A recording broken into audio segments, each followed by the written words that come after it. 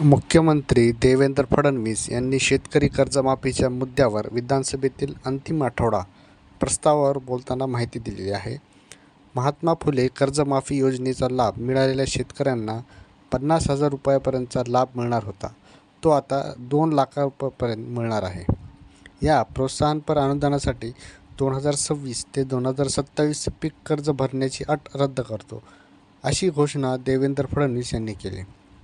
कर्जमाफीच्या निर्णयासाठी 2029 पर्यंत थांबू शकलो असतो, मात्र आम्ही तसं केलं नाही, असं देवेंद्र फडणवीस म्हणालेले आहेत.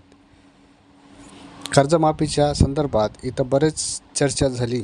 कर्जमाफी हा परिस्थिती व आवश्यकता म्हणून करत आहोत. कुठल्याही कर्जमाफीने शेतकरी श्रीमंत झालेला नाही आणि तो होऊ शकत नाही. शेतकऱ्याकडे सावकाराकडे जाऊ नये म्हणून हा एक उद्देश कर्जमाफीचा असतो. आम्ही विधानसभा निवडणुकीच्या वेळी कर्जमाफीसाठी करण्याचा शब्द दिला होता. आम्ही 2029 पर्यंत थांबू शकलो असतो.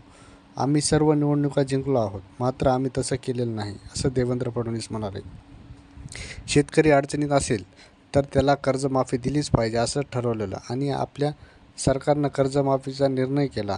कर्जमाफी एक वेळ समझोता आणि प्रोत्साहनपर अनुदानाचा निर्णय घेतलेला आहे. महायुती सरकार दरवर्षी 25,000 कोटी रुपयाचं वीज माफ सरकार करतोय. दरवर्षी हे पैसे दिले जातात, असेही देवेंद्र फडणवीस म्हणालेले आहेत. 2008 देशात कर्जमाफी झाली. त्यानंतर 2009 कर्जमाफी करण्यात आली. त्यावेळी 2008 ज्या कर्जमाफीचा लाभ मिळाला त्यांना 2009 वगळलं होतं. 2026 आणि 27 च्या कर्ज परतफेडी केली आहे, अशी अट टाकली होती. या प्रोत्साहनपर लाभ देतोय, असं कर्ज वेळेस भरलं पाहिजे अशी भूमिका त्यामागील होती, असं देवेंद्र फडणवीस म्हणाले. सातत्याने या संदर्भात अटी शर्ती आहेत, अशी मागणी होती. रणधीर सावकारांच्या नेतृत्वात महायुतीचे आमदार भेटले आणि 50,000ची अट काढून टाका अशी मागणी केली. मी त्यांना अट काढून टाकली